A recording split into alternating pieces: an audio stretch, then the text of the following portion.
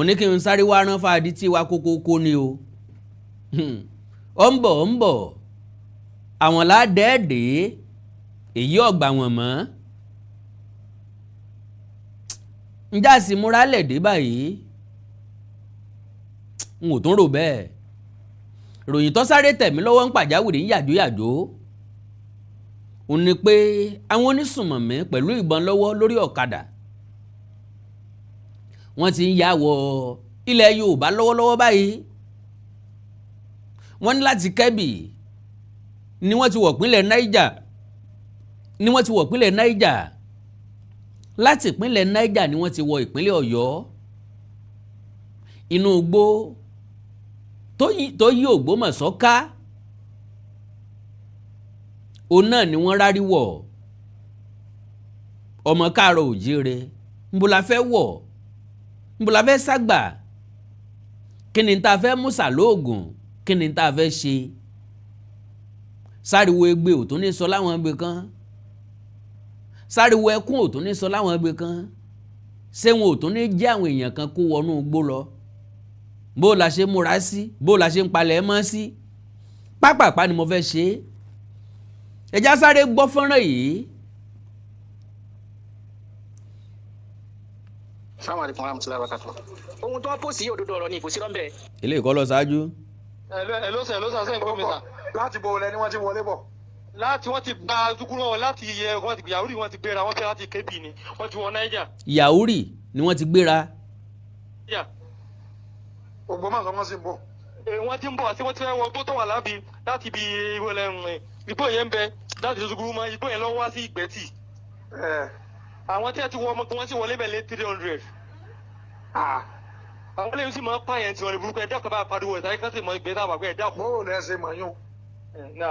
Ẹ̀dá kan. Aláàjì mo fúta òní sọ̀rọ̀ láti Kòtàngórá. Bó lẹ ṣe mọ̀. Àfọwọ́tà ìtìjà ni. Hello sà. Bó lẹ ṣe mọ̀. Àwa ni wọ́n bẹ̀ ní gbogbo àwọn ìwà tẹ́ ń gbẹ́ gbèríko ní ti sálà nígbà tí wọ́n kọjá lọ. Wọ́n sáwọn èèyàn yín ní gbèríko. Bẹ́ẹ̀ ni kódà yìnbọn pa àwọn kan ní ẹlẹ́gbẹ̀ẹ́ ijó mi báyìí lánàá.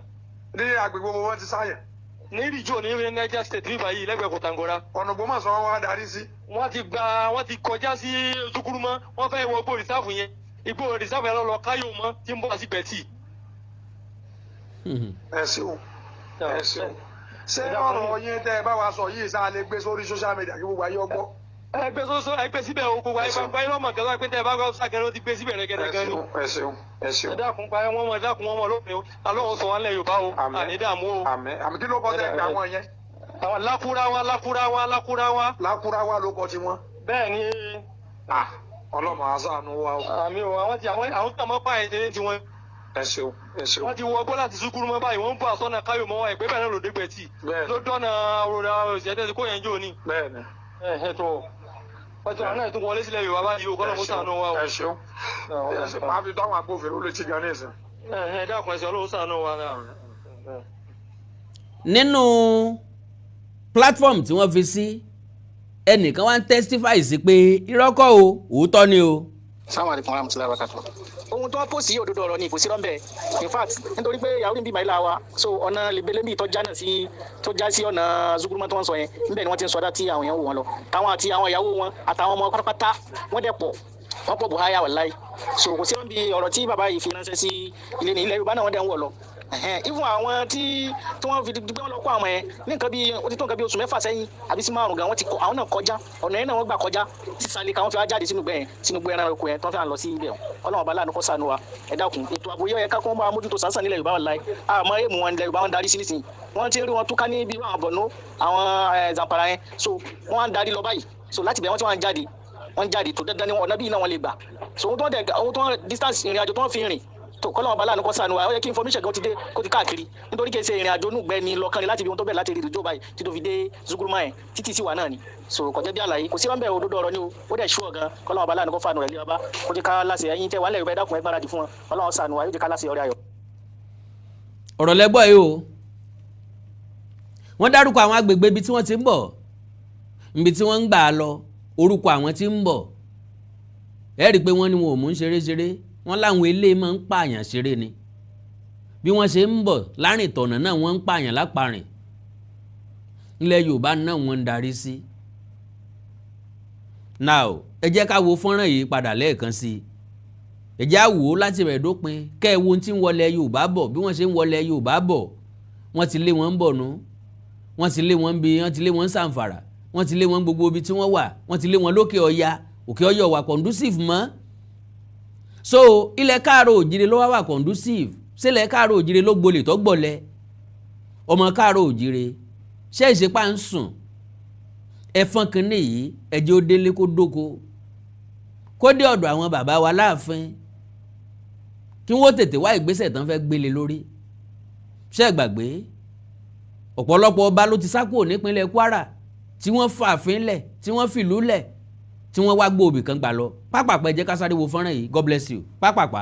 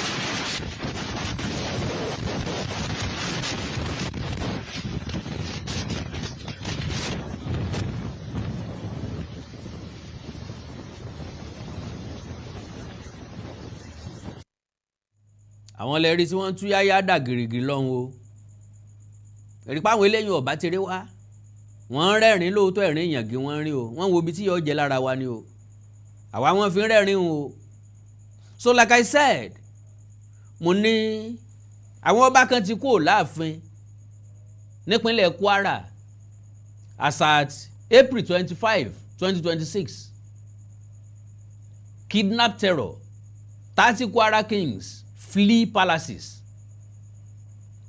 ọgbọ̀n ọba lọ sá kúrò láàfin ńbẹ nígbàmígbàmí ọ̀yàgbà ẹranko búburú lé mi bọ̀ wá ọ̀yọ́dẹ àwọn ọdẹ wọn ti fẹsẹ̀ fẹ́ yìí o àwọn àgbà ni wọ́n ti ná pápá bora yìí o á ti wá ṣèyí sí no fewer than 30 traditional rulers across the southern area of Kwara State had fled their palaces following a sustained wave of kidnappers, killings, and violent attacks. Saturday Punch has learned. Our correspondent gathered from two credible community leaders that the affected monarchs were seeking refuge in urban centers including Ilorin, Osogbo, Ọ̀fà, and Lagos. Wọ́n rìn jìnnà sáwọn abúlé wọn bí tí wọ́n ti dán jọba lé lórí. Ṣé bẹ́ẹ̀ ni kò yẹ ká fìyàn joyè àwòdì kọ́ mọ́ lè gbẹ́ díẹ̀. Àwọn eléyìí ò lè gbòòrò mọ́ díẹ̀. Wọ́n joyè àwòdì wọ́n na pápá bora. Àwọn ọba tí ò wọ̀ pè bí, àwọn ọba tí ò sọ̀rọ̀, àwọn ọba tí ò dira, àwọn ọba tí ò lágbára, àwọn ọba tí ò màṣà, àwọn ọba tí ò mọ̀ṣe, àwọn ọba tí ò mẹ̀tọ́, àwọn ọba tí ò mọ̀ṣẹ̀ṣe. Àwọn ọba tí ò jọba, ọba àgbàlódé. So, findings show that some of the affected traditional rulers are from Omogo, Àfín, Òrékè Òkègbó, Ọlọ́ntẹ́lẹ̀, Alábẹ́, Gànmú Àìlérí, Ọlọ́gànmọ̀, and Igbo Àgbọn communities. While some have been away from their domains for months, others has been out for nearly a year. Wọn ò dé abúlé tán jọba lé lórí mọ́, wọ́n sì mọ́ gbádé káàkiri ibi tí wọ́n bá wà bí. Ọlọ́run ṣàánú wa. Their displacement, triggered by repeated attacks by armed group, has created a leadership vacuum in their communities. A resident of Omugo community, Wale Olasokanmi, said the traditional ruler, known locally as Esa, fled due to fear of abduction. Babu baba, ọbárúkú ọba họ. Babu baba ọ̀fẹ́ jẹ́ kí wọ́n jí òun gbé. Wọ́n máa béèrè ransom, kò fẹ́ jìyà. He said, and I quote, "In the past, our traditional rulers were always around. They lived among us and provided leadership during crisis. But now, they don't stay here anymore. They only come occasionally for meetings or special occasions and leave immediately." Majority wọn ò jẹ́ sùn láàfin. Mọ̀ ń bá wálé wẹ́rẹ́. Wọ́n bá ti rojú ara lé wẹ́rẹ́. Tán ṣe pàdé tán fẹ́ ṣe. Wọ́n tún yí kọ́í. Ọ̀dẹ̀ yìí òdì wọ́n bá ti wọn lọ́nu. When attacks became frequent, it was no longer safe for them to remain in the palace. Even ordinary residents are afraid. So you can imagine what it means for a king who is always a target. Olasunkanmi recalled that a major attack on the community in March 2026 marked a turning point. He said, and I quote, "After the bandits attacked the church on March 22 and abducted about 8 people, many families started leaving. The fear was too much. People abandoned their home overnight." He added that while there had been a slight improvement in security in recent weeks, the absence of traditional rulers continued to affect coordination and decision making. He said, and I quote, "Even as some people are trying to return, there is no strong leadership on the ground that makes it difficult to rebuild confidence." Ẹ ní leadership ọba kankan o, kẹ́ tó build confidence ara yín o. Kálukú ní ń jà fórí ara ẹ̀, kò sí jà fojo mọ́ ni wọ́n fi ṣe. According to him, Omogo is part of the larger Oro Ago community, which comprises about 15 towns, including Ajegunle, Iragbon, Ago, Okeayin, Oyate, and Okedaba, all of which have experienced varying degree of attacks. A ti ń sọ nípa àwọn ibẹ̀ yẹn yóò ti tó 2019, 2020. Páwọn onísùnmọ̀mí pọ̀ lágbègbè ibẹ̀ wọ́n ya wọ́ bẹ̀ ni àwọn community yẹn ò dẹ̀ sọ̀rọ̀. Wọn ò kẹ́hùn sọ̀rọ̀, wọ́n wá ń kẹtàn sáré nísìnyí. Further findings by Saturday Punch show that Oreke and Oreke Okegbo communities have been largely deserted since June 2025 following repeated bandit incursions. Wọ́n dàbí pa aṣọ kan nù wọn tó jẹ́ pé ajá kan ṣoṣo àtàdìẹ ló kù nílùú. The situation escalated after an attack on a marble mining site near Oreke Okegbo marble mining site. Ṣé lóòótọ́ ni pé àwọn tí wọ́n lé àwọn èèyàn kúrò nílùú wọ́n rí mineral resources lọ́dọ̀ wọn ló jẹ́ kí wọ́n dẹ́rù bà wọ́n bá ti fa àwọn onísùnmọ̀mí lé wọn lọ wọ́n wá bẹ̀rẹ̀ illegal mining àti illegal iṣẹ́ wọn. So marble mining site tó wà near Oreke Okegbo on June 4, 2025 where 2 police officers, Assistant Superintendent Haruna Watsai and Inspector Tuko Oga were pààyàn. Wọ́n pa ọlọ́pàá méjì ń bẹ̀ wọn. A palace worker, Samuel Afolayan, said the attacks marked the beginning of mass displacement. He said, and I quote, "Initially, they were just stealing food and livestock. Wọ́n jí oúnjẹ wọn gbé, kàn jí ẹran gbé, kàn jí adìẹ gbé, kàn ó rè pàjẹ́, kí wọ́n jájá yín gbé, kí wọ́n rè pàjẹ́." But later, they started kidnapping and killing people. That was when everyone began to leave. As I speak to you, I have not been to Oreke since June last year. The king is not there. The palace is empty. And the entire community is deserted. Even neighboring villages along that axis have been abandoned. Can you imagine? Ntí wọ́n fẹ́ ṣe fún gbogbo wa nù o, ká fi lé wa lẹ̀, ká sá gbogbo bòmẹ́ lọ, kí wọ́n wá gbalé lọ wa. Afolayan described the area as completely isolated, adding that basic social and economic activities had collapsed. Similarly, the Oni of Afin, Oba Simeon Olaunipekun, has not returned to his domain since he was abducted alongside his son on New Year's Eve. Government invaded his residence in December 2025 and kidnapped the monarch and his son, who is a core member. While the son was released after about 21 days, the monarch regained his freedom after a ransom reportedly exceeding 30 million naira was paid. A palace source said the monarch was still undergoing treatment Shock yẹn ò lè tán lára wọn. He said, and I quote, Kábíyèsí went through a very traumatic experience. He spent almost a month in captivity under harsh conditions. Given his age, it affected him seriously. Since his release, he has been receiving medical attention. Doctors advise that he should rest and avoid stressful situations. That is why he has not returned to the community. Across the affected communities, the impact of the attacks has been devastating. Saturday Punch gathered that farms have been abandoned, schools shut down, and markets rendered inactive as residents fled to safer locations. The latest government attack occurred in Olayinka community in a Felodun local government area where armed men stormed the palace of the monarch Oba Salman Olatunji Aweda in the early hours of Saturday and abducted him alongside his wife and another resident. Ẹ̀rù sì ń bà mí, àyà mi ń já. Bí orin Òbésèré, ọ̀rọ̀ burúkú tó ń tẹrin, kẹ́síkó àyà mi ń já. Ẹ̀rù ń bà mí torí àwọn onísùnmọ̀mí tí ń wọlé ni o, kì í ṣe torí ń tọ́mọ kankan fi ṣe bàdé o. Okay, police authority later confirmed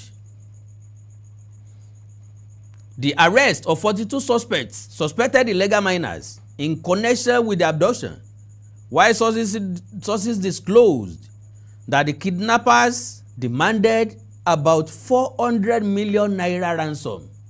Hey, oh.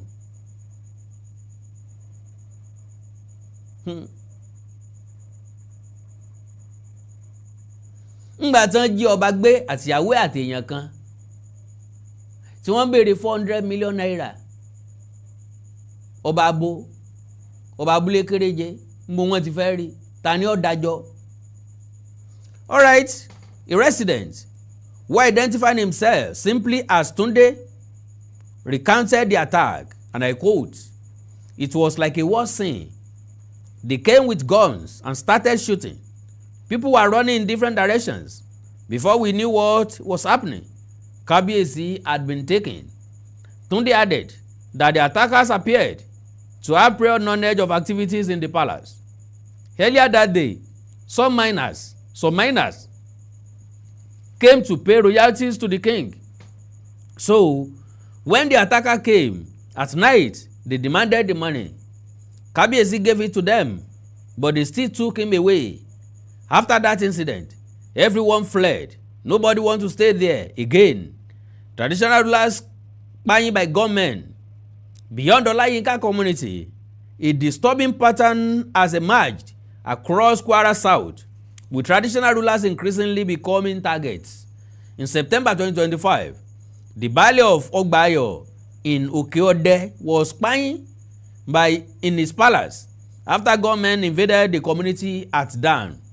Earlier in February 2024, the Olukoro of Koro Ekiti, Oba Olusegun Aremu Cole, was spying in his palace while his wife and another person were abducted. Ngbà wọn pọba tán tó jíyàwó àtèèyàn kan gbé sẹ́ẹ̀rí pógúnnu. Sources said the kidnappers initially demanded 100 million naira, which was later reduced to 40 million naira. Sẹ́ẹ̀rí pówó ńlá ni wọ́n ń gbà. Business tó pé tó kìíní ọ̀hún ò sí lọ́wọ́ báyìí. A ní láti stop ẹ̀, a ní láti wá gbòdẹ́kọ̀ fún un kó tó jẹ́ akéegun. In November 2025, the Ojibara of Bayaganile, Oba Kamilu Salami, was abducted on his farm and released after about 25 days in captivity following the payment of ransom.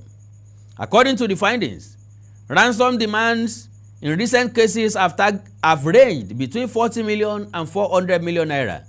A source involved in one of the negotiations said, and I quote, "They usually start with outrageous figures, sometimes over 100 million naira. After negotiations, it may come down, but it's still a huge burden. In many cases, families have to sell properties or borrow money to rescue the release of the loved ones. Development disturbing. The coordinator of the Joint Security Watch in Kwara South, Olaitan Oyin Zubair, said the signs of mass displacement were long ignored. Wọ́n ti wà tipẹ́ ti wáyé tipẹ́tipẹ́ tá a ti ń kìlọ̀ fún wọn ní Kwara.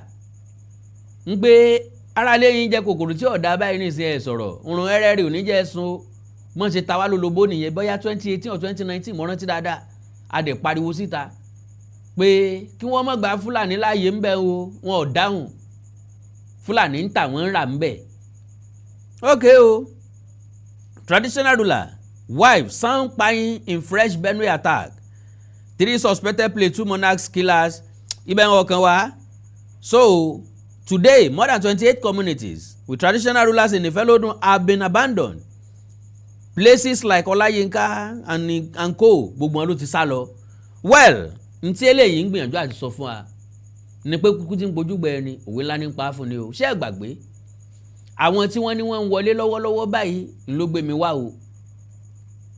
Fún àlàáfíà ìlú, ìwọ ó ṣe ń bẹ̀, èmi náà ó ṣe ń bẹ̀, mo ti kópa tèmi o. Bí mo ṣe gbọ́ mi ò lè sùn ló jẹ́ kí n sáré wá ṣe ní pàjáwìrì bẹ́ẹ̀. Bó bá ti tẹ̀yìn lọ́wọ́, bẹ́ẹ̀ bá ti wò ó, òun náà ní kẹ́ ẹ ṣe pín. Kó délé, kó dógo, kó dẹ́sẹ̀ kú, kó dọ́nà jíjìn. Not because of myself, but because of our loved ones. Àwọn tá a fẹ́ràn, àwọn tó fẹ́ràn wa, àwọn tá a tàn mọ́, àwọn tó tàn mọ́ wa, àwọn tí wọ́n béèrè ransom lọ́wọ́ wọn, tí wọ́n wá béèrè lọ́wọ́ wa, ṣe mọ̀ pé àti ìrówó jẹun, àìrówó ra gàrí débi tá a rówó panlá, owó tí ò sí, jẹ̀díjẹ̀dí kan orí gbá o. Mọ́ bá jíyàn gbé, ta ni ó gba olúwa rẹ̀ kalẹ̀? Ìgbọràn sàn jẹbọ rírú, ìfetísílẹ̀ ó sàn jọ̀rá àgbò lọ o. Ọlọ́run ò ní fi wá fún wọn mú o, Ọlọ́run ò ní fi wá fún kú o. Ẹ já gbìyànjú láti tan ìyìn rere kálẹ̀ kí gbogbo ọmọ káàró òjíire ká tètè mọ ibi tá a fẹ́ gbà. Kò sí ibi tá a fẹ́ gbà ju pé n tí ó lè wa kúrò nílùú ọ̀yà gbé pẹ́rẹ́gì kaná pẹ̀lú ẹ̀. Àwọn tí wọ́n wọlé yìí wọ́n tó máa reinforce wa ní o, ṣùgbọ́n tí wọ́n gbé dání n tó lè tán ni, n tá a fi lè ṣẹ́gun wọn ni. Àná Olódùmarè ò ní fi wá sílẹ̀ o. Alákatakítí ẹ̀sìn ńlá fi wó ní sùnmọ̀mí, ńlá fi wá àwọn ajínigbé tó gbòde kan.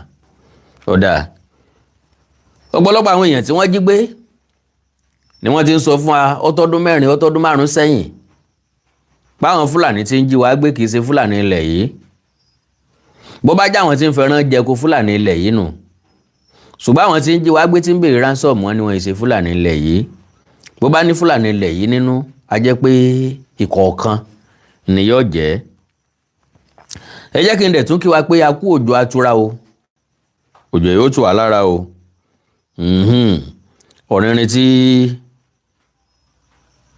wọ́n mọ ilé iná máa ń pè ní weather for two, àbíbò ní tó sìn, weather for two náà pé àsìkò yìí ni oyún máa ń pọ̀. Ẹ bá ní tí ó fún wọn jẹ, àsìkò yìí lóyún máa ń pọ̀. Tọkọtìyàwó ọ̀rọ̀ láǹfààní àti fararora wọn dáadáa, wọ́n ní káró mọ́ ooru mára. Tọ́dà kí ló gbé mi wá gangan sánsan? Mufti wò ó lọ sọ̀rọ̀ kan. Ó ṣàlàyé bí àwọn ajínigbé bí wọ́n ṣe jẹ́ níbi tí wọ́n ti wá. Mo wá ní oníkìláàkì bá ń gbọ́rọ̀ la lè fọ̀rọ̀ lọ. Bó Ògún bá jí wọn afọ̀rọ̀ ẹnu tí wọ́n làdó. Gbogbo ọ̀rọ̀ tí bá ń du akèrèǹgbè odò ni ó tú fún. Kò sẹ́ni tá sọ̀rọ̀ yìí fún ju gbogbo ọmọ kóòtù òjíire bí lọ. Torí wípé kókókó làrán fàdí tí ọ̀rọ̀ tó sì sojú ìlú ọ̀farasin àwúta bá ṣe nú ẹnìkan ní ìjáwó. Ẹ jẹ́ kí n sáré bẹ̀ yín bí kẹ́ bá mi pín prógrámù yìí kó délé kó dóko kó dẹ́sẹ̀ kúkú kó dọ́nà jíjìn, káwọn tó yẹ kó gbọ́ kí wọ́n gbọ́, kó lè débi tó yẹ kó dé, ká lè jọ wá gbó dẹ́kun fún ìṣẹ̀lẹ̀ tí ń ṣẹlẹ̀ nílẹ̀ káàárọ̀ òjíire bí. Because kì í dé bá ní ayé rí gbọ̀ngbọ̀n ní kan lọ́rọ̀, ó sì bà mí kò dùn mí, àní fi wẹ́ni tí ò bá rárá o ìdí ni pé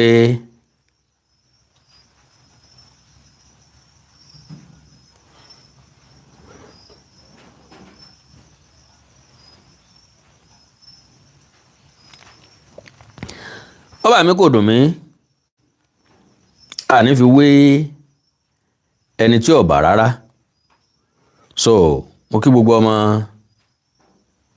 kóòtù òjíire bí lẹ́ẹ̀kan sí ẹ má bínú ẹ bá mi pín prógráàmù yìí ẹ jẹ́ ó délé kó dóko.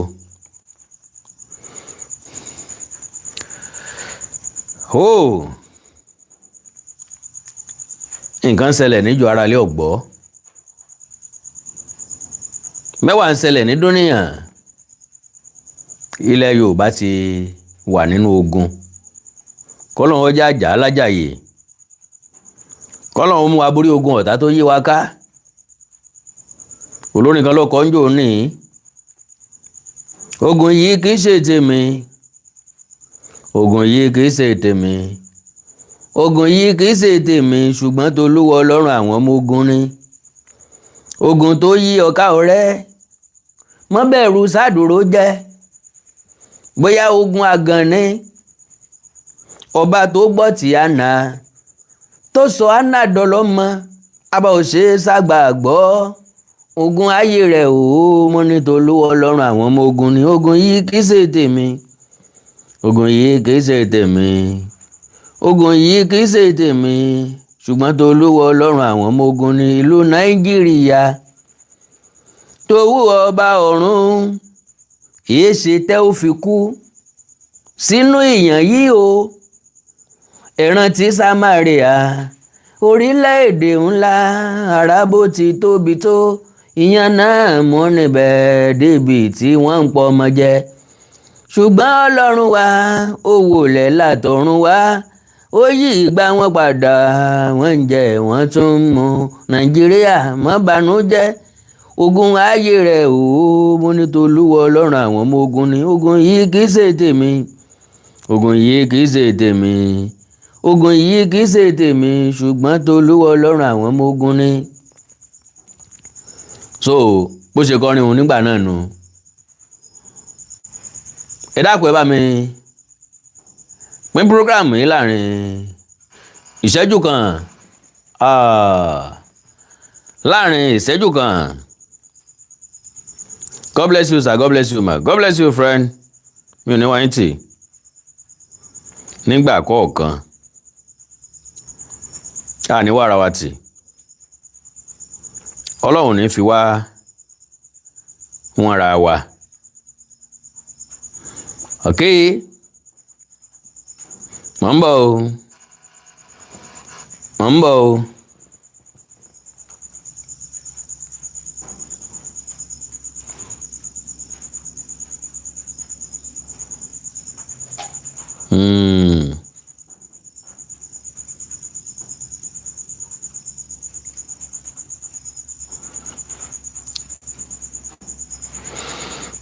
All right, pápápá la máa ṣe kí ló dé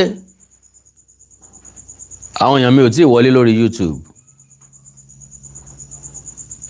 ẹ jẹ́ kí n dọ́gbọ́n dúró dè wọ́n díẹ̀ kí ló dé ṣé nẹ́tíwọ̀kì ni ṣé yẹ kí wọ́n ti wọlé bàbá mi share program yìí.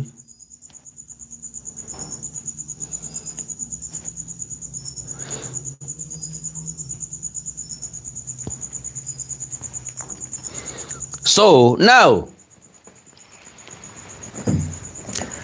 ká tó gbọ́rọ̀ tí Mufti sọ ẹ̀já kọ́kọ́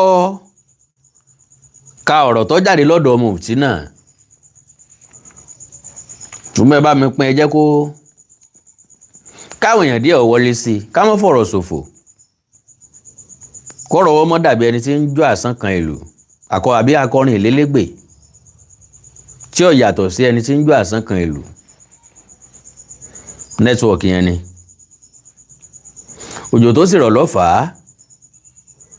mo kí ẹ̀yin èèyàn mi tó wọlé lórí Facebook mi ò ní wáyé tì Ìbànújẹ́ ò ní kàn yín. Ẹ̀já fi lè ṣèfàjẹ́. Bandits cannot speak for Islam or call for Sharia. Látàfin Mufti ló ti jáde. Because ìròyìn tá a gbọ́ lọ́dọ̀ ìjọba ìpínlẹ̀ Ọ̀yọ́ tàbí ìròyìn tá a gbọ́ ó ní wípé àwọn Arábí nínú tí wọ́n fẹ́ fi àwọn ọmọ wọn yìí sílẹ̀ ọ̀rọ̀ Sharia ń bẹ́ẹ̀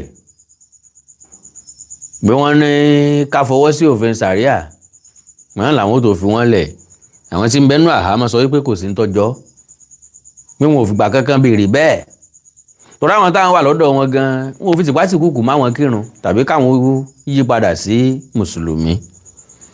Tọ́wání, it is both surprising and misleading to hear claims that bandits and criminals are demanding Sharia. Individuals who engage in kidnapping, banditry, murder, and other criminal activities are acting in direct violation of the teachings of Islam and the principles of Sharia. Sharia is a constitutional right of Muslims, and every Muslim has the right to practice and seek its application within the framework of the law. However, its implementation must follow lawful, established, and legitimate procedure. Well, why then do some people persist in linking criminal acts to Islam? Are we expected to believe that those who openly disregard Islamic teachings are sincerely advocating for the very laws and values they violate on a daily basis? Attributing the actions of criminals to Islam serves neither truth nor justice. It only promotes misunderstanding, fuels prejudice, and distracts from the real issues at hand. Those who spread those narratives should be asked to provide evidence rather than rely on assumptions and stereotypes. Truth and falsehood cannot remain equal forever.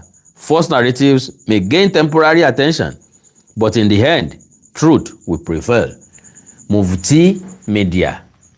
So, bá a ti gbọ́ nìyẹn o. Àwọn èèyàn mi ò tí ì wọlé náà.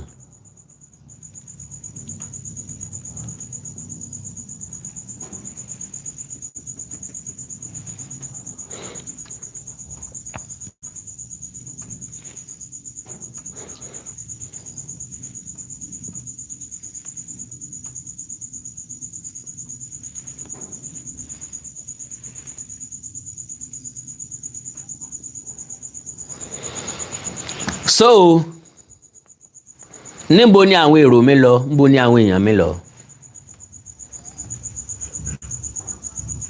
Ok, pápápá ẹ jẹ́ kí n deliver message mi. Àwọn èèyàn tó bá dé wọ́n máa bá ń bẹ̀. Torí iṣẹ́ pọ̀ nínú ọgbà àjàrà, alágbàsí ò tó nǹkan. Information pọ̀ tí mo fẹ́ release fáwọn èèyàn tí mo nígbàgbọ́ pé àwọn tó bá ń débẹ̀ wọ́n mọ̀ bá. God bless you. Ṣùgbọ́n bẹ́ẹ̀ ṣe ń wọlé ẹ fi ọwọ́ yín gbé àgbéyé ọmọ ẹ bá mi share program yẹn. God bless you sir, God bless you ma, God bless you friends. Ìbànújẹ́ ò ní kàn yín, àkàndò ò ní mú yín lọ́wọ́. God bless you sir, God bless you ma. Bẹ́ẹ̀ ṣe ń wọlé òun ẹ bá ń pín kó délé kó dóko kó dẹ́sẹ̀ kúkú kó dọ́nà jíjìn. Lo and behold, lọ́pọ̀lọpọ̀ gbà reaction Mufti ìsọwọ́sọ̀rọ̀ rẹ̀ ìkórìíra tó ní sẹ́sìn míì àti akatakítí ẹ̀sìn rẹ̀ kò jẹ́ ká ní lọ́kàn pé ọgbọ́n mọ́ yanú aṣiwèrè náà. Gbogbo ọ̀rọ̀ tí Mufti sọ níbí ńlọ correct. So, Kennedy, ọ̀pọ̀lọpọ̀ tí Mufti sọ làwáì náà ti sọ sẹ́yìn. Ó túmọ̀ sí pé kì í sí pa kàn ń wí kátikàti tàbí ń tó bá wa lẹ́nu.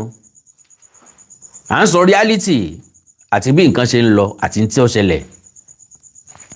Now, ẹ gbọ́rọ̀ Mufti. Sẹ́rà àwọn ọ̀daràn tí ń ṣe fẹ́ ṣe fact ní kẹ́ ẹ gbọ́ dáadáa kí DSS kó sì máa gbọ́. Fact ní kẹ́ ẹ gbọ́ dáadáa kí DSS gan ó sì máa gbọ́. Reality. Chad ni Niger ni Cameroon ni ààyè àwọn intelligence agent àwọn orílẹ̀-èdè ńláńlá ni. Ṣé à ń gbọ́rọ̀? Chad o, Niger, Cameroon, ààyè àwọn intelligent agent àwọn orílẹ̀-èdè ńláńlá ni. Ṣé ẹ gbàgbé níbi tá a sọ pé àwọn onísùnmọ̀mí yìí ti wọlé lélẹ́yìí? Chad, Niger, Cameroon, Mali àti bẹ́ẹ̀ bẹ́ẹ̀ lọ. Ńbẹ̀ ni wọ́n ti lọ háyà wọn wá. Àwọn olóṣèlú ló lọ pé àwọn ẹni ẹlẹ́ni wá jẹ́jẹ́ wọn wọ́n jókòó. Lóòótọ́ làwọn èèyàn kan ń tírèènì wọn. Njọ́ àjùbà lánìràn àdágbó, njọ́ ogun bá lè lánìràn alágídí ọmọ. Kò sí ìlú tí ò lálágídí ọmọ. Torí ajá òde ńlá ìṣe kan ajá àléléyìn. So àwọn kan ń kó àwọn ajagun tà, wọ́n ń kó wọn jọ, wọ́n dẹ̀ ń kọ́ wọn. Kò sí ìlú tí ó yẹ kó lájagun tà. Kò dẹ̀ sí ìlú tó yẹ kó lájagun tà. Ilé ayé ò bá wà peaceful. Ká ní ò sí sùnmọ̀mí, ká ní ò sí ìtàjẹ̀sílẹ̀, ká ní gbogbo ata àmọ́ rere là ń ṣe rere, gbogbo ata àmọ́ dáadáa là ń ṣe dáadáa, ká ní ò sí ìyànjẹ. Ìyànjẹ ní jẹ́ ká ní lọ́kàn láti béèrè ẹ̀tọ́. Bàbá fẹnu béèrè tí wọn ò fún wa láfi tìpátìkúùkù ṣe láàkì wèrè bọlẹ̀ pé wèrè la fi ń wo wèrè. So, to the best of my understanding, àwọn èèyàn wọ̀nyí wọ́n kó wọn dé Nàìjíríà ni wọn ò tọ́jú wọn mọ́. Mo ti sọ bẹ́ẹ̀ lọ́pọ̀lọpọ̀ ọgbà. Ẹ gbọ́rọ̀ lẹ́nu Mufti. Train tí wọ́n rìkúùtù àwọn ọmọ ogun fáwọn operation tó jẹ́ special operation fún wọn. Irú àwọn ọmọ ogun ìtàwọn foreigner tí wọ́n ń lò wọ́n bẹ ní Chad tí wọ́n ní káàpù tí wọ́n ti train wọn. Owó dẹ̀ ń wá láti abroad fún wọn àti bá àti gbogbo ẹ̀. Àwọn yẹn pọ̀. Ìran Fúlàní Haúsá ni wọ́n pọ̀ jù nínú wọn. Ìran mi náà wà bẹ̀. Àti Cameroon o, àti Chad o, àti Niger o. Bẹ́ẹ̀ gbogbo tí mo wí ní ìsìn, àwọn alágbára tí ń lò wọ́n ò lò wọ́n mọ́. Tàbí kí n sọ pé 90% wọn ti dà wọ́n lẹ̀. Ẹ̀sálì bá ṣe sọ náà rèé. Gbé àwọn olóṣèlú tó kó wọn wá. Wọn ò náà ní wọn mọ́ nígbà tí ò ti sí wàhálà lẹ́yìn ìdìbò tó wáyé ní 2015. Torí tí wọ́n ṣe mú wọn wá náà nìyẹn. Láti ìgbà náà láti nísinmi títí dòní. Àwọn yẹn ò fẹ́ lọ mọ́. Ni wàhálà dé sí wa lọ́rùn o. Wọ́n ti wá síjú síbọn. Owó tí wọ́n sì ń fún wọn, dọ́là wọn fi ń fún wọn lówó. Wọ́n ń gbádùn òṣìṣẹ́ ju tí wọ́n ń kọ́ wọn pé wọ́n máa yìnbọn káàkiri fún àwọn operation tí wọ́n lò wọ́n fún. God bless you, sir. They were not checkmate. Nobody checkmate them at our border. Mi rántí bẹ́ẹ̀ ni ẹ ṣe put ẹ̀ mọ́, but ìkan náà ni, omi ẹ̀kọ́ ni. You are very, very correct. Ó wà nú àlàyé mi. Pé ńgbà tí border wa wà too opened, náà ló fún láǹfààní láti wọlé anyhow. Ńbò la káwọn custom wá sí. Ṣàṣà ní custom tó fẹ́ iṣẹ́ lókè ọya, torí wọn ò ní rówó ń bẹ̀. Àwọn custom tó dẹ̀ iṣẹ́ láwọn bọ́dà sí, bí wọn ò bá gbà kí wọ́n gbé àwọn nǹkan ìjà olóró wọlé, wọn ò ní rówó. Gbogbo ilé ayé wa orí owó ló dúró lé lórí. Lo and behold, if you have your money, ó gbé anything kọjá wọlé sí Nàìjíríà tàbí jáde kúrò ní Nàìjíríà.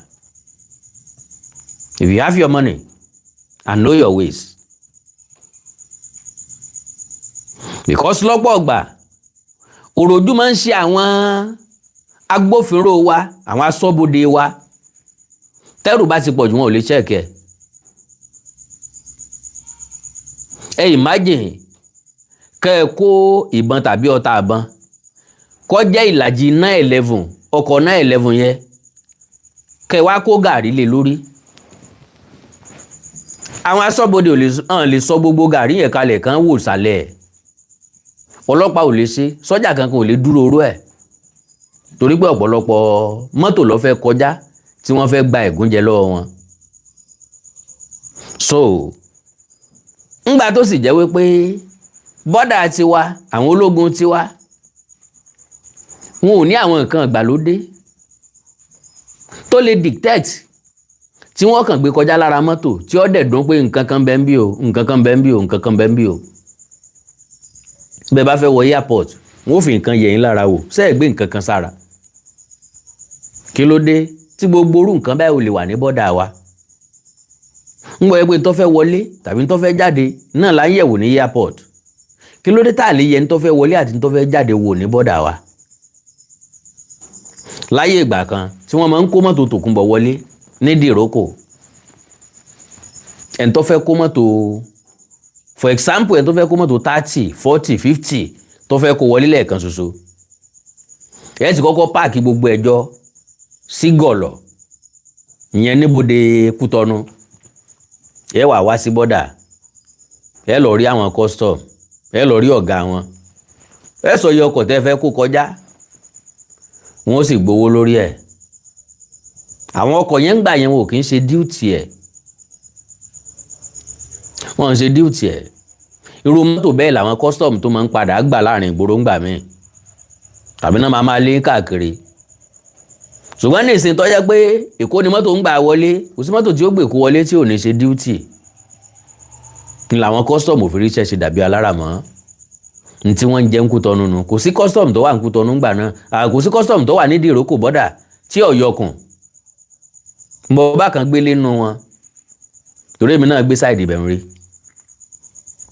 ó nìkan ni wọ́n ń tan jẹnrétọ̀ nù ilé wa ó nìkan ni o ọmọ Haúsá sì ni yóò tan jẹnrétọ̀ látàárọ̀ dálẹ́ ni tí ó bá ti lọ bí iṣẹ́ òun ló jẹ́ kó yé wa wípé òun yìí fọwọ́ kan sálárì òun so ibẹ̀ yẹn kọ́ là ń lọ ibi tá à ń lọ ni wípé kò sí àbójútó tó dáa láwọn ẹnu olóró wa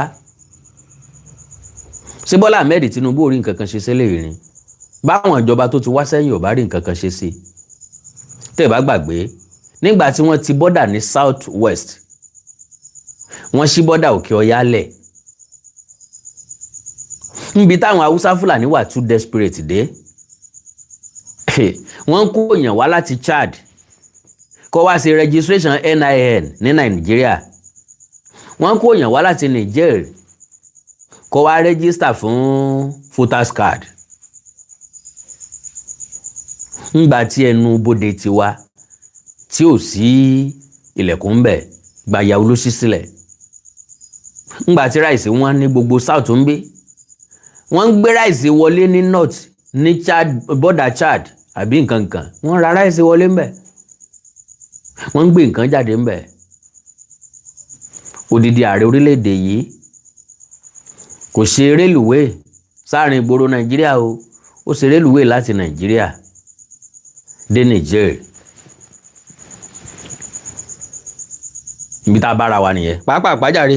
ń bẹ lọ́wọ́ wọn ọ̀gbà kó lọ́wọ́ wọn oríṣi wẹ́pọ̀. ó ní ìbọn ń bẹ lọ́wọ́ wọn ńgbà tí wọ́n kó wọn wá tán ìbọn ń bẹ lọ́wọ́ wọn ọ̀gbà kó lọ́wọ́ wọn ńgbà tí wọ́n ṣiṣẹ́ tán wọ́n àti ẹ̀wà àríṣẹ́ òun ṣe olóríṣiríṣi nǹkan ìjà olóró ló wà lọ́wọ́ wọn wọn ò gbà kúrò lọ́wọ́ wọn padà.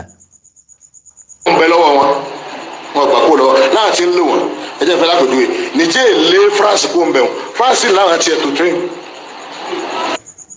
Niger wọ́n ti lé France kúrò lọ́dọ̀ wọn páwọn ò fẹ́ France mọ́ according to him France dẹ̀ láwọn tó ti train kalẹ̀ fún àwọn nǹkan yẹn ṣé France yóò kó àwọn yẹn dání lọ sílùú wọn padà ni tí wọn ò bá wá kó wọn lọ padà ibo làwọn èèyàn yẹn wà iṣẹ́ ìwo ni wọ́n mojú ẹ̀ tí wọ́n mọ̀ ṣe sí àgbẹ̀ ni àbókò ríro àbójà títà ẹni tí ọkọ̀ sí okòòwò tó jẹ́ pé òun ọ̀mọ̀jú kọ́ mọ bábọn sùn kọ́ mọ bábọn jí lọ yọkàn máa yẹ̀bọn ẹ̀wò lójoojúmọ́ yọkàn tó máa gbé kabẹ̀ no now àdá tá a bá lò yóò di pẹ̀tà ni ọkọ́ tá a lò yóò mú pẹ̀tà ni síbi tá a fi jẹun yóò mú pẹ̀tà ni àrò tá a dáná bẹ̀ yóò tutù ni. àbí kílẹ̀ pé mo wí so kò sẹ́ni tí ó fẹ́ kí nǹkan òun gbélẹ̀ làwọn eléyìí fún wa ògbé irinṣẹ́ ní ń bẹ lọ́wọ́ àwọn irinṣẹ́ ńlá ni àwọn ò gbọ́dọ̀ gbé jókòó dandan ní káwọn ò fi ṣiṣẹ́. àlẹ́ ìlú gbogbo African country ṣe ń lé àwọn pípù yìí wọ́n làwọn ò fẹ́ fọ́rínà mọ́ gbogbo ibi tí wọ́n ti ní wọn ò fẹ́ fọ́rínà mọ́ àbí kí fọ́rínà bá wulẹ̀ wà country àwọn bíi Nàìjíríà ò ní ìdí fọ́rínà láyé Yar'Adua àwọn tráì láti wá ní military base ń bí ìjọba wa ọgbà house wa ọgbà gọ́ọ̀mẹ̀ntì ọgbà gbogbo àwọn orílẹ̀-èdè báyìí náà ti máa lóru àwọn wọn pé ẹ lọ máa dà wọn láàmú kí wọ́n lè máa wárán lọ́wọ́ àwọn orílẹ̀-èdè ayé. ǹjẹ́ mọ̀ pé reality ni máa yìí sọ.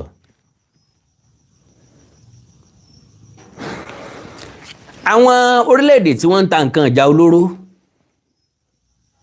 ṣé wọ́n ní ká máa fi mu gàrí ni àbọ̀ ní ká máa fi jẹun bọ́n ní ká máa fi bára wájà ni nǹkan ìjà olóró tí wọ́n ṣe bí kán máa fi pààyàn ni bí ọ̀bá wa sógun bó ni wọ́n ṣe rí lò bó lọ́jà wọn ṣe yá ẹtì rágbẹjọ́rò tó gbàdúrà kọ́ lọ́mọ́jú wọn rẹ́jọ́ rí kò sí so àwọn náà ni ó kó nǹkan ìjà lé wọn lọ́wọ́ ẹ lọ́mọ dàrú pàtó bá dàrú gùdùgùdù tí wọn ọ̀rọ̀ náà bá yọ wọ́n wàá pè wá pé ká wá gbà wọn kalẹ̀ gẹ́gẹ́ bẹ́ẹ̀ lèmi àtẹ̀yìn ṣe ń clamor ẹ má jà fi gbéraga ṣe jàre ẹ jẹ́ kí president ó consult àwọn Amẹ́ríkà ẹ jẹ́ kí wọ́n pe China bí wọ́n bá ní ìdí ẹ̀bù wọn kan sọ fún wọn kí wọ́n bá wa ṣe lè kí wọ́n bá wa ṣe tọ̀hún. èmi àtẹ̀yìn gbàgbé wípé ajá kankan ò torí olówó ẹ̀ ṣọdẹ bá Amẹ́ríkà ó bá ràn wá lọ́wọ́ wọ́n gbé sí condition wo lọ́wọ́ àfẹ́fọ́ wa rí tí wọ́n ó tún fi fìnira kún ìnira fún wa bàbá ìgbà Amẹ́ríkà láàyè kó ní bẹ́ẹ̀sì ọmọ ológun nílẹ̀ yìí kò sí fọ̀kànbalẹ̀ mọ́ because wọ́n mọ̀ tí ọ̀dọ̀ wa sọ̀kù síbì kan àwọn tán bá sọ̀kù tán bá tọ̀dọ̀ wa sọ̀kù sí àwọn náà ò ní ṣe láì mọ́ sọ̀kù sọ́dọ̀ wa padà. Amẹ́ríkà àti Israel ń ló kó wàhálà tí wọ́n bá Qatar ni wọ́n kó bá Saudi Arabia ni wọ́n kó bá Dubai ńgbà tí wọ́n sọ̀kù sí Iran dẹ̀ wò ó pé bá pa ò bá kàtì apá mọ́ kásẹ̀ pẹ́ gbogbo bíi tí Amẹ́ríkà ní military base sí wọ́n gbàdo olóró bẹ́ẹ̀ ẹ̀yin náà fi ìlera lérálẹ̀ yìí Iran ò tóbi ṣùgbọ́n Iran jẹ́ ìlú tó lágbára agbára kí ni Nàìjíríà ní ṣe ẹ wo ogun Iran ẹ wo ogun Amẹ́ríkà ẹ wo ogun Israel ẹ ti rí bàálù tí máa ń su àdó olóró tí ó kàn máa yàgbé àdó olóró kalẹ̀ báyìí wọ́n kàn máa lọ náà ni ó kàn máa yàgbé àdó olóró ibi igbó tí kọ̀ọ̀kan bá bà ayé wọn ti ta kò sẹ́ni tó fẹ́ jẹ Nàìjíríà run tó ní ìdíjúrú bàálù mẹ́ta bẹ́ẹ̀ lọ yes bàálù yẹn ò gbọ́dọ̀ kọjá láàrin Èkó lọ bọ̀ látàárọ̀ dálẹ́ kí gbogbo Èkó ọmọdé rú Amẹ́ríkà ní tí wọ́n fi mú àdó olóró Israel ní tí wọ́n fi mú àdó olóró Iran ní tí wọ́n fi mú àdó olóró China ní tí wọ́n fi mú àdó olóró tó yí jẹ́ pé tẹ́ bá jù sọ́dọ̀ wọn kíní ọ̀hún hàn lójú ọ̀nà moment tẹ́ ti release àdó olóró lónà ó ti dìde láti ibi tó wà yóò lọ pàdé ẹ̀ lójú ọ̀nà kò ní jó dénú ìlú débi tí ó sì lù ní jàǹbá lu àǹbẹ̀hò Nàìjíríà ò ní kankan bẹ̀ o agbára kọ́bọ̀ kò sí lọ́wọ́ wa ẹ̀rí gbà tán ra jẹ́ẹ̀tì mẹ́rin àbí márùn-ún fighter jet mẹ́rin àbí márùn-ún ṣèkọ́lẹ̀ ń ṣàjọyọ̀ ẹ lọ wòye fighter jet tí Amẹ́ríkà ní ẹ lọ wòye tí China ní ẹ lọ wòye tí Japan ní ẹ wòye tí Iran ní ẹ wòye tí Israel ní.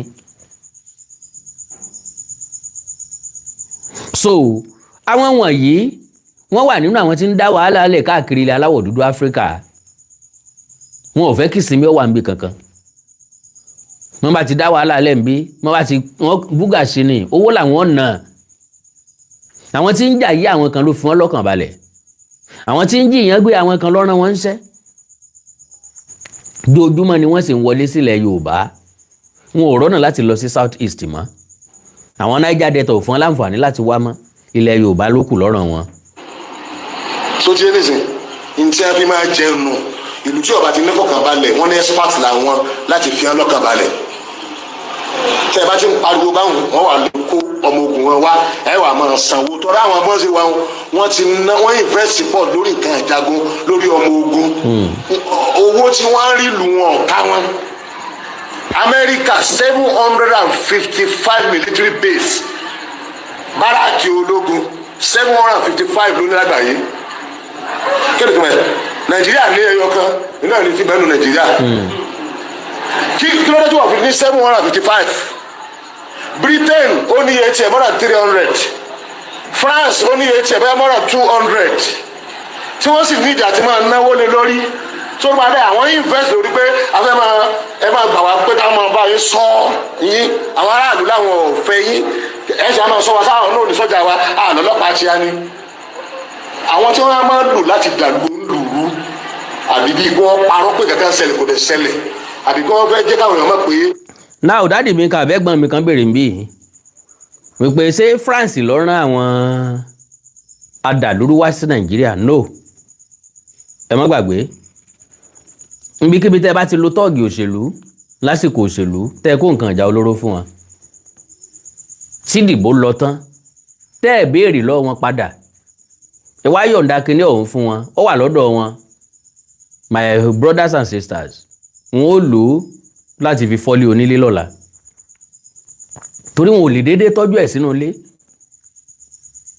so gẹ́gẹ́ bẹ́ẹ̀ ni nǹkan tẹ́ni ń sọ àwọn tí France ti train kalẹ̀ pé wọn ó lò ṣùgbọ́n tí wọn ò láǹfààní àti lò ńgbà tí Niger sọ pé kí France ó máa lọ lù wọn àwọn ò fẹ́ wọn mọ́ wọn ó padà lo nǹkan tó wà lọ wọn wọ́n dẹ̀ tó ń ríran lọ́wọ́ owó gbà torí àwọn kan ṣe sùnmọ́ wọ́n invest wọ́n rí owó lórí ìgbésùnmọ́ méye àwọn tó ń jìyàn gbé tí wọ́n béèrè 50 million naira tó ń gba 70 million naira 200 million naira láti release èèyàn 15 million naira 20 million naira sáwàdà lérò pé wọ́n ń ṣe ni no now. àwọn nídìí àwọn irú rẹ̀ làwọn yìí tá bá ti ń jiyàn àgbẹ̀ bá ń kò ní sígbà tí gọ́ọ̀mẹ̀ntì ò ní máa tọrọ káwọn èèyàn máa pọ̀ kọ́ lè bá a máa rówó lára wọn ọ̀nà kanú ọ̀nà àwọn ọ̀daràn ni. ẹlẹ́ẹ̀kejì sára àwọn ọ̀daràn kan wá mẹ́tọ́ pé ẹ̀rẹ́ kọ̀ wá lò wọ́n báyìí gẹ́gẹ́ mo ti sọ bọ̀ wọ́n sì fẹ́ máa wá owó.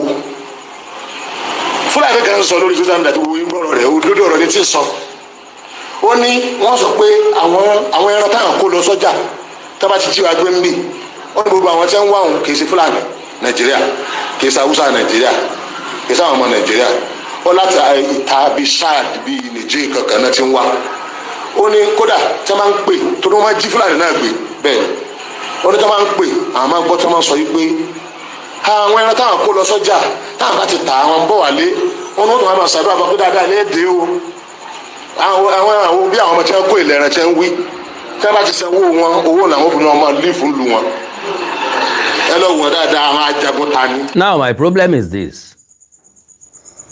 bó bá jẹ́ pé bẹ́ẹ̀ lórí tí wọ́n wá sọ ìlú orílẹ̀-èdè Nàìjíríà àbí South West di odò àjẹǹjẹ tó ń jẹ bí táwọn ó ti máa kúndùn bí táwọn ó ti máa dá wàhálà lẹ̀ táwọn máa gbowó táwọn máa lọ ṣé Nàìjíríà náà ló open tó bẹ́ẹ̀ bàbá open sáà lè close ni sáà lè panu wa dé ni sáà lè pa bọ́dà wa dé ni sáà lè tún lù wá ṣe ni ṣé ò sí solution rárá ni ẹjọ́ kọ́ ni solution ìgbésẹ̀ ni solution. àwọn ajagunta ni kò sẹ́ni tí ò lè háyà wọn o ajagunta ni wọn ò lẹ́sìn nítorí pé lù wọn Islam lọ gbàbẹ̀ náà fi lè máa jókòó mùsùlùmí àbí wọn fi lè máa múra bá ṣe múra lù wọn náà lẹ́sẹ̀ rí sẹ́ múra lọ́dọ̀ wọn kì í ṣe Fúlàní Nàìjíríà. so solution ò ní pé àwa fúnra lára wa ńlá gbàrà wálẹ̀ lọ́wọ́n.